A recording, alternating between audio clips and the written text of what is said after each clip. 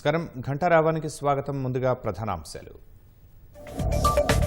రాష్ట్ర గవర్నర్ గా జార్ఖండ్ సిపి రాధాకృష్ణన్ కు అదనపు బాధ్యతలు తమిళసై రాజీనామాను ఆమోదించిన రాష్ట్రపతి సుప్రీంకోర్టులో రిట్ పిటిషన్ను వెనక్కి తీసుకున్న కవిత ఈడీ సమన్లపై గతేడాది మార్చి 14న ధర్మాసనంలో పిటిషన్ ఢిల్లీలో ప్రత్యేక సిడబ్ల్యూసీ సమావేశం 13 ఎంపీ స్థానాలకు అభ్యర్థులను ఖరారు చేసే అవకాశం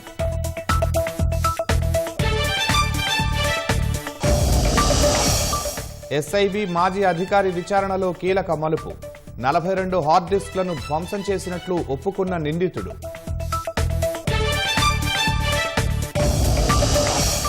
రాష్ట్ర వ్యాప్తంగా అమలులోకి ఎన్నికల కోడ్ మద్యం నగదు అక్రమ తరలింపుపై తనిఖీలు ముమ్మరం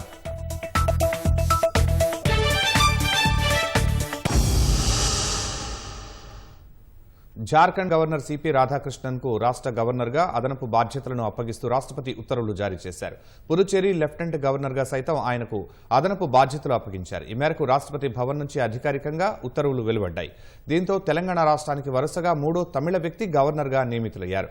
క్రియాశీల రాజకీయాల్లోకి వెళ్లే యోచనతో ఇంతకాలం రాష్ట్ర గవర్నర్ గా వ్యవహరించిన తమిళసై సౌందరరాజన్ నిన్న ఆమె పదవికి రాజీనామా చేస్తూ రాష్ట్రపతికి లేఖ పంపారు.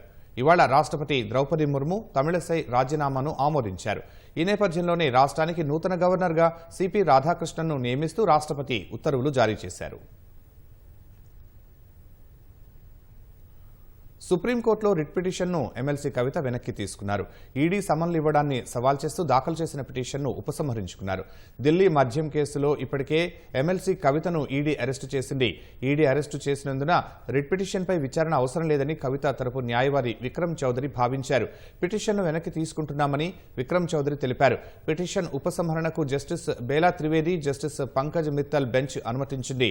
చట్ట ప్రకారం ఉపశమనం పొందేందుకు తదుపరి చర్యలకు వెళతామని కవిత తరపు న్యాయవాది వెల్లడించారు.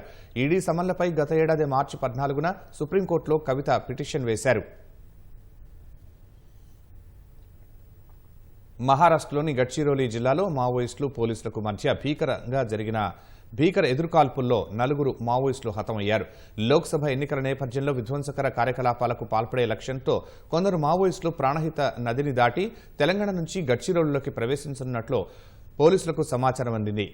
మావోయిస్టులు తెలంగాణ సరిహద్దు నుంచి మహారాష్ట్రలోకి ప్రవేశిస్తుండగా భద్రతా బలగాలు చుట్టుముట్టాయి.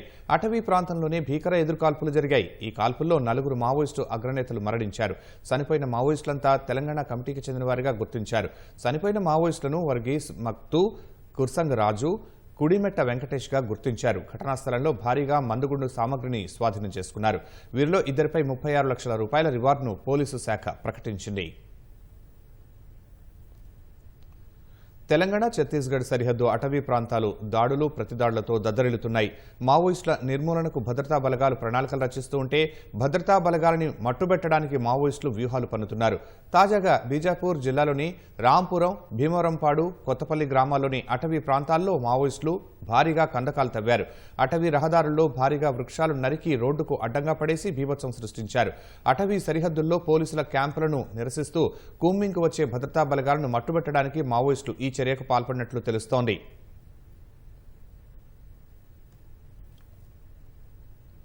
రంగారెడ్డి జిల్లా ఇబ్రహీంపట్నం మండలం దండుమైలారంలో యువతి అనుమానాస్పద స్థితిలో మృతి చెందింది.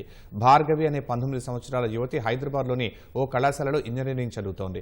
ఇవాళ ఉదయం అనుమానాస్పద స్థితిలో యువతి మృతి చెందడంతో స్థానికులు పలు అనుమానాలు వ్యక్తం చేస్తున్నారు. కుటుంబ సభ్యులే హత్య చేశారని పలువురు ఆరోపిస్తున్నారు. ప్రేమ వ్యవహారంలో గత కొద్ది రోజులుగా కుటుంబ సభ్యుల మధ్య గొడవలు జరుగుతున్నట్లు చెబుతున్నారు. మృతురాలి సోదరుడి ఫిర్యాదుతో ఆత్మహత్య లేక హత్య అనే కోణంలో పోలీసులు దర్యాప్తు చేస్తున్నారు. శవ పరీక్ష నిమిత్తం మృతదేహాన్ని ఇబ్రహీంపట్నం ప్రభుత్వ ఆసుపత్రికి తరలించారు.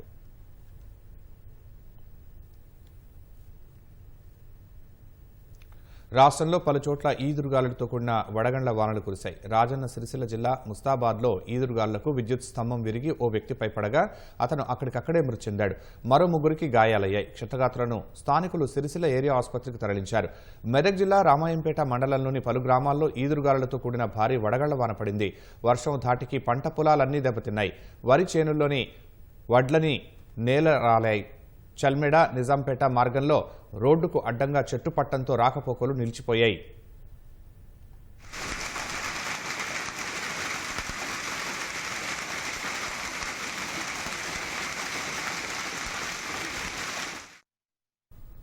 మెదక్ జిల్లా కౌడిపల్లి మండలం రాజ్పేట జాజి తండాలో గాలివాన భీభత్సానికి చిన్నారి మృతి చెందింది. ఇంట్లో రేకులకు కట్టిన చీర ఊయల్లో ఆడుకుంటున్న సంగీత గాలి తాకిడికి రేకులతో పాటు ఎగిరి పక్కన బిల్డింగ్పై పడినట్లు స్థానికులు తెలిపారు. ఆ సమయంలో ఇంట్లో వారంతా కూలీ పనులకు వెళ్లగా చిన్నారి ఒక్కతే ఇంట్లో ఉండడంతో గాలివాన భీభత్సానికి తీవ్ర గాయాలకు గురైంది.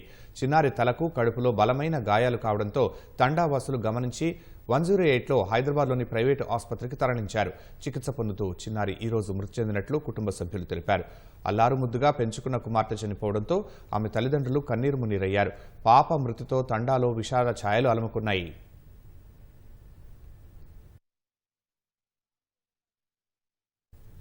జగిత్యాల జిల్లా పెగడపల్లి మండలం దోమలకుంట శివార్లో జాతీయ పక్షి నెమలిని తుపాకీతో వేటాడిన 2 వ్యక్తులను పోలీసులు పట్టుకున్నారు. గంగాధర మండలం లక్ష్మీదేవి పల్లెకు చెందిన నలువాల సత్యనారాయణ, మలయాలకు చెందిన జువ్వాజీ రాజు నెమలిని చంపి కారులో తరలిస్తున్నట్లు పోలీసులకు సమాచారం అందింది. దీంతో పోలీసులు వారిని అదుపులోకి తీసుకుని నెమలి కళేబరం వేటకు వినియోగించిన తుపాకీ, గొడ్డలితో పాటు కారును స్వాధీనం చేసుకున్నట్లు పోలీసులు తెలిపారు. హైదరాబాద్ మూసాపేటలో కంటైనర్ లారీ బీభత్సం సృష్టించింది. మెట్రో స్టేషన్ వద్ద డివైడర్ పైకి దూసుకు వెళ్లి నిలిచిపోయింది. మూసాపేట నుంచి కూకట్పల్లి వైపునకు వెళుతుండగా ప్రమాదం జరిగింది. ఆ సమయంలో రోడ్డుపై వాహనాలు తక్కువగా ఉండడంతో పెను ప్రమాదం తప్పింది. ప్రమాదం జరిగిన వెంటనే కంటైనర్ డ్రైవర్ వాహనాన్ని అక్కడే వదిలి పారిపోయాడు.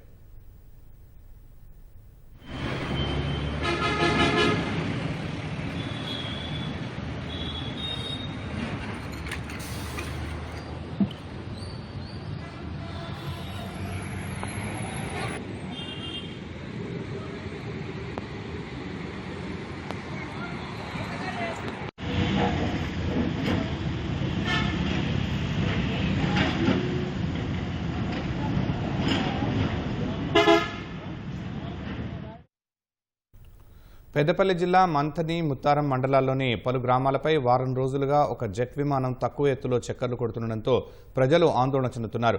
ప్రజలు ఈ విమానాన్ని చూసి ఒకంత ఆశ్చర్యానికి గురవుతున్నా మరోవైపు భయాందోళన చెందుతున్నారు. విమానం ఎక్కడి నుంచి వస్తుందో, ఎటు పోతుందో ఎవరికీ అంతు చిక్కడం లేదు. దీనికి సంబంధించి అధికారులను, పోలీసులను ప్రశ్నించగా వారి వద్ద కూడా సమాచారం లేదని చెబుతున్నారు. ఈ రోజు ఉదయం భారీ శబ్దంతో ఇళ్లకు సమీపంలో తక్కువ ఎత్తులో విమానం ఎగురుతుండటంతో పోలీసు అధికారులు అప్రమత్తమై సమాచారాన్ని సేకరిస్తున్నారు.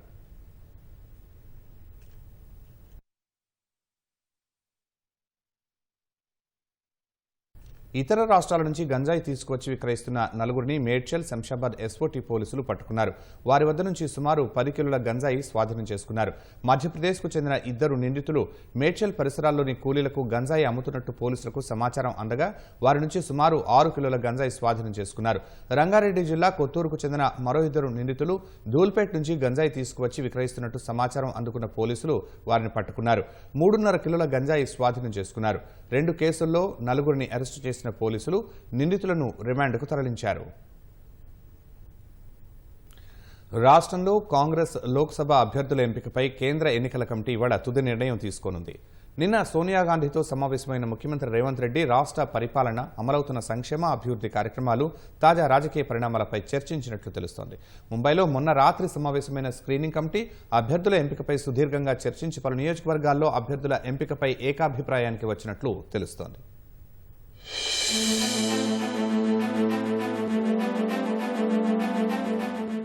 రాష్ట్రంలో కాంగ్రెస్ అభ్యర్థుల ఎంపిక ప్రక్రియ తుది దశకు చేరింది.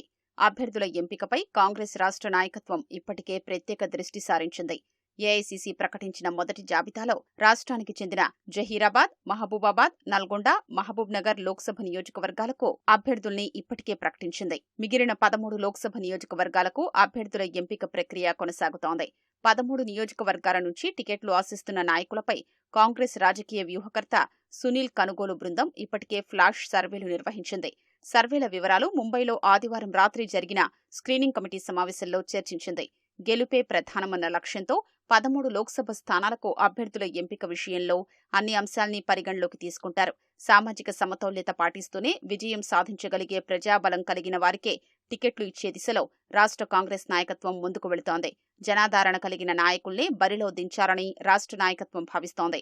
ఇవాళ సాయంత్రం ఢిల్లీలో జరగనున్న కేంద్ర ఎన్నికల కమిటీ రాష్ట్రానికి చెందిన లోక్సభ అభ్యర్థుల ఎంపికపై తుది నిర్ణయం తీసుకుంటుంది.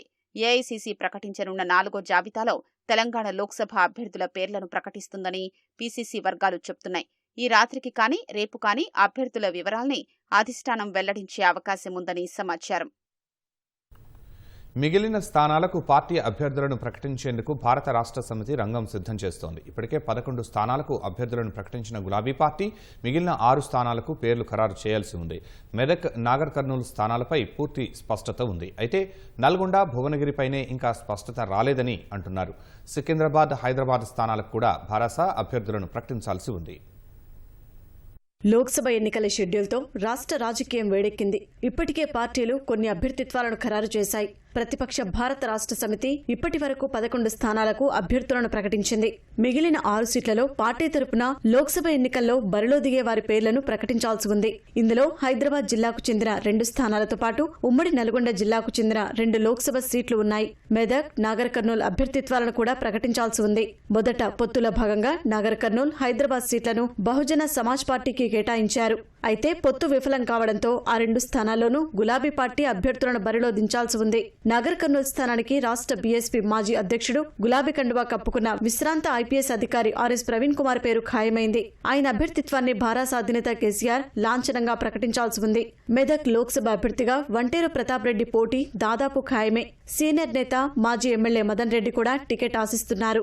సికింద్రాబాద్ లోక్సభ స్థానానికి తలసాని సాయి కిరణ్ యాదవ్, రావుల శ్రీధర్ రెడ్డి, దాసోజు శ్రవణ్ పేర్లు వినిపిస్తున్నాయి. ఉమ్మడి నల్గొండ జిల్లాకు చెందిన 2 లోక్సభ స్థానాల అభ్యర్థిత్వాలు ఇంకా ఓ కొలిక్కి రాలేదని పార్టీ వర్గాలు చెప్తున్నాయి. నల్గొండ నుంచి కంచెల్ల కృష్ణారెడ్డి పేరు బాగా వినిపిస్తోంది. చెరుకు సుధాకర్ కూడా రేసులో ఉన్నారు. భువనగిరి లోక్సభ స్థానానికి మాజీ ఎమ్మెల్యే బూడిద భిక్షమయ్య గౌడ్, సీనియర్ నేతలు జిట్టా బాలకృష్ణారెడ్డి, క్యామ మల్లేష్ తో పాటు ఇబ్రహీంపట్నం మాజీ ఎమ్మెల్యే మంచిరెడ్డి కిషన్ రెడ్డి తనయుడు ప్రశాంత్ రెడ్డి పేర్లు వినిపిస్తున్నాయి.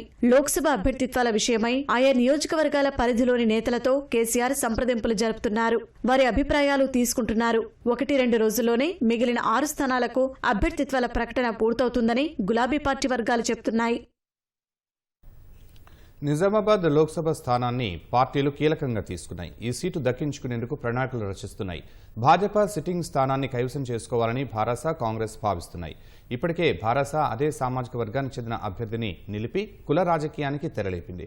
సిట్టింగ్ మున్నూరు కాపు కావడంతో ఆ వర్గం ఓట్లను చీల్చేందుకు భారాస ప్రయత్నిస్తోంది. కాంగ్రెస్ సైతం అదే సామాజిక వర్గం వ్యక్తిని నిలపాలని భావించినా ఇంకా నిర్ణయం తీసుకోలేకపోతోంది. ఓట్లను చీల్చేందుకు కుల రాజకీయం చేస్తున్న భారాస, కాంగ్రెస్ల ప్రయత్నం ఫలించబోదని భాజపా భావిస్తోంది.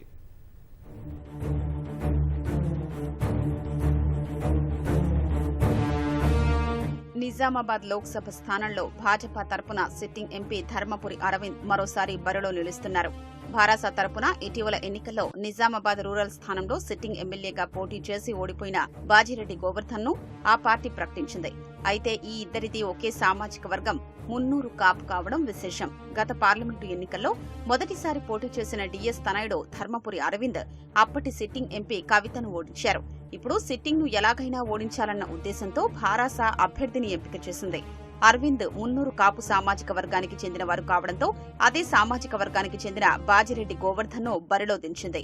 కులం ఓట్లను చీల్చి ప్రయోజనం పొందేందుకే భారాస ఈ ఎత్తుగడ వేసిందన్న వాదన వినిపిస్తోంది. బాజిరెడ్డి గోవర్ధన్ ఇటీవల భారాస తరపున నిజామాబాద్ రూరల్ నియోజకవర్గం నుంచి పోటీ చేసి ఓడిపోయారు. వరుసగా 2 సార్లు గెలిచిన బాజిరెడ్డి గోవర్ధన్ ఇటీవలి ఎన్నికల్లో ఓడిపోయారు.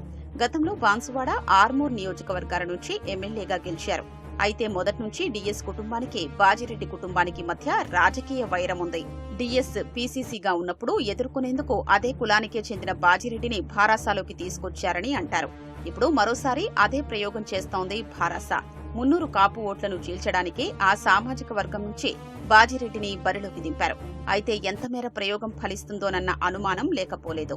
అయితే గత 6 ఏళ్లలో నిజామాబాద్ పార్లమెంటు పరిధిలో భాజపా బలపడిందని, అదే తమకు కలిసొస్తుందని సిట్టింగ్ ఎంపీ అరవింద్ అంటున్నారు. బాజిరెడ్డి గోవర్ధన్ గారిని పెద్ద మనిషి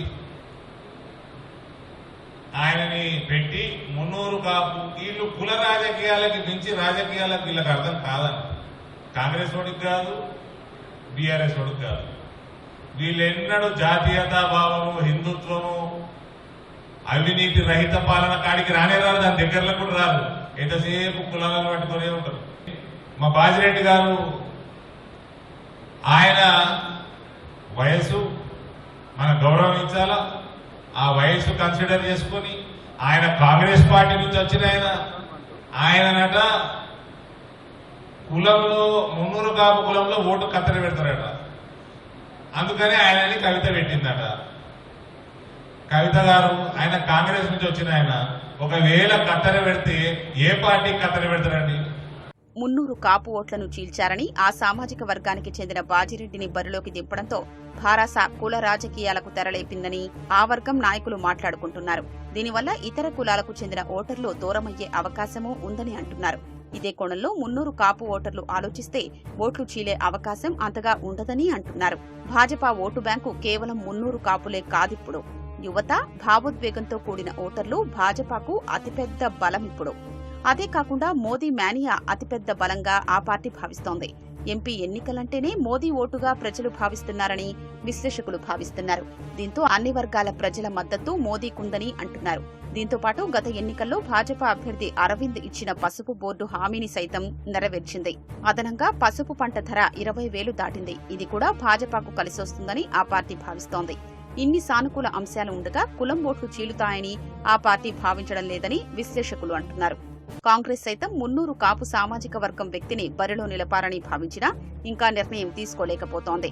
త్వరలోనే అభ్యర్థిని ఖరారు చెయ్యాలని చూస్తోంది.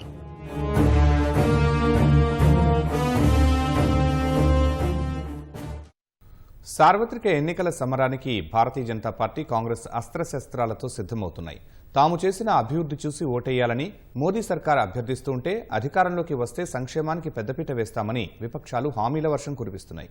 ఈ క్రమంలో అధికార ప్రతిపక్షాల మధ్య గ్యారంటీల చర్చ నడుస్తోంది. ఇప్పటికే ప్రచారాన్ని మొదలుపెట్టిన ప్రధాన రాజకీయ పార్టీలు వీటినే అస్త్రాలుగా మలుచుకున్నాయి. మోదీ గ్యారంటీ అని భాజపా నినదిస్తూ ఉంటే న్యాయ హామీలంటూ కాంగ్రెస్ ప్రచారం చేస్తోంది. సార్వత్రిక ఎన్నికల్లో కీలకంగా మారే 10 కీలక అంశాలను ఓసారి పరిశీలిద్దాం. కేంద్రంలో వరుసగా మూడోసారి అధికారంలోకి వస్తామనే ధీమాతో ఉన్న ప్రధాని నరేంద్ర మోదీ ఎన్నికల ప్రచారంలో మోదీ గ్యారంటీ నినాదాన్నే ప్రచారాస్త్రంగా మలుచుకున్నారు. యువత, మహిళా సాధికారత, రైతుల సంక్షేమంతో పాటు దశాబ్దాలుగా నిరాదరణకు గురైన అట్టడుగు, బలహీన వర్గాల అభివృద్ధే మోదీ గ్యారంటీలో భాగమని భాజపా ప్రచారం చేస్తోంది. ప్రభుత్వ సంక్షేమ పథకాలు క్షేత్రస్థాయిలో అందరికీ చేరాలన్నదే తమ లక్ష్యమని తెలిపారు. ఇదే నినాదం తాజా ఎన్నికల్లో అధికార, విపక్షాల మధ్య మాటల యుద్ధానికి తెరతీస్తోంది. లోక్సభ ఎన్నికల్లో ఈ హామీనే ప్రధాన అస్త్రంగా మారనుంది. ఈసారి ఎలాగైనా అధికారంలోకి రావాలని భావిస్తున్న కాంగ్రెస్ పార్టీ 5 న్యాయ్ గ్యారంటీల హామీతో ప్రచార పర్వంలోకి దిగింది. హిమాచల్ ప్రదేశ్, కర్ణాటక, తెలంగాణ అసెంబ్లీ ఎన్నికలు హస్తం పార్టీకి కొత్త ఊపిరినిచ్చాయి. 5 గ్యారంటీలతో ఎన్నికలకు వెళ్లిన హస్తం పార్టీ అధికారాన్ని చేపట్టింది. లోక్సభ ఎన్నికల్లోనూ 5 న్యాయ్ గ్యారంటీల మంత్రాన్ని బయటకు తీసి యువత, రైతులు, మహిళలు, కార్మికులు, ఇతర వర్గాలకు న్యాయం పేరుతో హామీలు కురిపిస్తోంది. మణిపూర్ నుంచి ముంబైకి భారత్ జోడో న్యాయయాత్ర మొదలుపెట్టిన అగ్రనేత రాహుల్ గాంధీ ఈ హామీలను ప్రకటించారు. ఈ వాగ్దానాలతోనే ఎన్నికల మేనిఫెస్టోను రూపొందించనున్నట్లు తెలుస్తోంది. దేశంలో నిరుద్యోగం విపరీతంగా పెరుగుతుండటంతో పాటు నిత్యావసర వస్తువుల ధరలకు రెక్కలు వచ్చిన విషయాన్ని కాంగ్రెస్తో పాటు విపక్ష ఇండియా కూటమి ప్రధానంగా ప్రస్తావిస్తున్నాయి. ఉద్యోగాలు కల్పించకపోవడమే అతిపెద్ద సమస్యని విపక్షాలు చెబుతుంటే అధికార భాజపా మాత్రం వీటిని తిప్పికొడుతోంది. పెరుగుతోన్న ఉద్యోగాలు ఆర్థిక వ్యవస్థ వృద్ధిని ఉదహరిస్తోంది. సార్వత్రిక ఎన్నికల సమరంలో నిరుద్యోగం, నిత్యావసరాల ధరల పెరుగుదలపై తీవ్ర చర్చ జరిగే అవకాశముంది. ఆర్టికల్ 370 రద్దు, పౌరసత్వ సవరణ చట్టం అమలు కూడా ఈసారి ఎన్నికల్లో కీలక పాత్ర పోషించనున్నాయి. జమ్మూ కశ్మీర్లో ఆర్టికల్ 370 రద్దు, సీఏఏ అమలులో సాధించిన విజయాన్ని భాజపా ప్రధానంగా ప్రచారం చేసుకోనుంది. ఉమ్మడి పౌర స్మృతిని జాతీయ స్థాయిలో తీసుకువచ్చేందుకు ప్రయత్నిస్తోన్న భాజపా ఉత్తరాఖండ్లో ఈ చట్టాన్ని తీసుకొచ్చింది. దీనిపై విపక్ష పార్టీలు మండిపడుతున్నాయి. ప్రజల్లో విభజన తెచ్చే ప్రయత్నమని విమర్శలు గుప్పిస్తున్నాయి. ఈ 2 అంశాలు ఎన్నికల ప్రచారం వేళ మరింత కీలకంగా మారే అవకాశముంది. శతాబ్దాలుగా ఎదురుచూసిన రామమందిర నిర్మాణం చివరకు సాకారమైంది. జనవరి 22న అయోధ్యలో బాలరాముడి ప్రాణప్రతిష్ఠ వేడుకకు ప్రధాని మోదీ నేతృత్వం వహించడంతో పాటు RSS chief Mohan Bhagwat, UP CM యోగి ఆదిత్యనాథ్లు ప్రధాన ఆకర్షణగా నిలిచారు. ప్రధాని మోదీ వల్లే ఇది సాధ్యమైందని భాజపా శ్రేణులు పేర్కొంటున్నాయి. అయోధ్య ప్రభావం దేశవ్యాప్తంగా ఉంటుందని విపక్ష నేతలు కూడా అంగీకరిస్తున్నారు. ఉత్తర భారతంలో అయోధ్య రామమందిర నిర్మాణం భాజపాకు మేలు చేసిందని ప్రతిపక్ష నేతలు అంగీకరిస్తున్నారు. కనీసం 370 సీట్లు వస్తాయన్న విశ్వాసం భాజపాకు రామమందిర నిర్మాణమే ఇచ్చిందని విశ్లేషకులు అంటున్నారు. సుప్రీంకోర్టు ఆదేశాలతో ఎన్నికల బాండ్ల వివరాలు బహిర్గతమయ్యాయి. వీటిపై అనేక అనుమానాలు వ్యక్తం చేస్తున్న కాంగ్రెస్ ఉన్నత స్థాయి దర్యాప్తు జరిపించడంతో పాటు భాజపా బ్యాంకు ఖాతాలను నిలిపివేయాలని డిమాండ్ చేస్తోంది. ఎన్నికల షెడ్యూలు వెలువడే కొన్ని రోజుల ముందే ఎన్నికల బాండ్ల అంశం తెరపైకి రావడంతో విపక్షాలు దీన్ని ప్రచారాస్త్రంగా మలుచుకునేందుకు ప్రయత్నిస్తున్నాయి. ఇది ఖచ్చితంగా ఎన్నికల ప్రచారంలో ప్రతిపక్షాలకు అస్త్రంగా మారనుందని విశ్లేషకులు అంచనా వేస్తున్నారు. సుపరిపాలన, వేగవంతమైన వృద్ధి, భవిష్యత్తు కోసం దార్శనికతపై మోదీ హామీ ఇస్తున్నారని, ఇది అమృత్ కాలని భాజపా ప్రచారం చేస్తోంది. అయితే నిరుద్యోగం, ధరల పెరుగుదల, వ్యవస్థల అణచివేత, రాజ్యాంగంపై దాడి, ఆర్థిక అసమానతలు గత 10 ఏళ్లలో పెరిగాయని చెబుతోన్న కాంగ్రెస్ ఇది అన్యాయకాలని విమర్శలు గుప్పిస్తోంది. గత 10 ఏళ్లలో ప్రభుత్వ వైఫల్యాలను ప్రతిపక్షాలు ఎత్తిచూపుతున్నా కరోనాపై పోరు, తగ్గిన పేదరికం, ఉచిత రేషన్ పథకం వంటి పథకాల ప్రచారంతో భాజపా వాటిని తిప్పికొడుతోంది. కనీస మద్దతు ధర, ఇతర సమస్యలపై ఉద్యమం చేస్తోన్న రైతులు దేశ రాజధానిని మరోసారి ముట్టడించేందుకు సిద్ధమయ్యారు. ఇదే విషయాన్ని లేవనెత్తుతోన్న విపక్షాలు రైతులను మోదీ ప్రభుత్వం మోసం చేసిందని విమర్శిస్తున్నాయి. ఇండియా కూటమి అధికారంలోకి వస్తే కనీస మద్దతు ధర ఇస్తామని హామీ కూడా ఇచ్చాయి. భాజపా నేతలు మాత్రం రైతులతో చర్చలు జరుపుతున్నామని, ఇది రాజకీయ ప్రేరేపితమని ఆరోపిస్తున్నారు. తాజా లోక్సభ ఎన్నికల్లో ఇది కూడా ప్రచారాస్త్రంగా మారనుంది. తాజా సార్వత్రిక ఎన్నికలు భాజపా, కాంగ్రెస్ మధ్య సిద్ధాంతాల యుద్ధమని రాజకీయ విశ్లేషకులు పేర్కొంటున్నారు. ఈ రెండు పార్టీలు తమ సైద్ధాంతిక సూత్రాలను ప్రజల ముందు ఉంచనున్నాయని, వీటిలో ఏది కావాలో తేల్చుకోవాలని ఓటర్లను కోరనున్నట్లు చెబుతున్నారు. భారత్ను అభివృద్ధి చెందిన దేశంగా తీర్చిదిద్దడమే లక్ష్యమని ప్రధాని మోదీ ఉద్ఘాటిస్తున్నారు. 2047 నాటికి లక్ష్యాన్ని సాధించేందుకు తమ ప్రభుత్వం అన్ని చర్యలు తీసుకుంటోందని భాజపా చెబుతోంది. దీన్నే వికసిత్ భారత్గా ప్రచారం చేస్తున్నప్పటికీ విపక్షాలు మాత్రం దీన్ని మరో మోసమని ఆరోపిస్తున్నాయి. ఇలా లోక్సభ ఎన్నికల వేళ పలు కీలక అంశాలు క్షేత్రస్థాయిలో ప్రచారాస్త్రాలుగా మారనున్నాయి.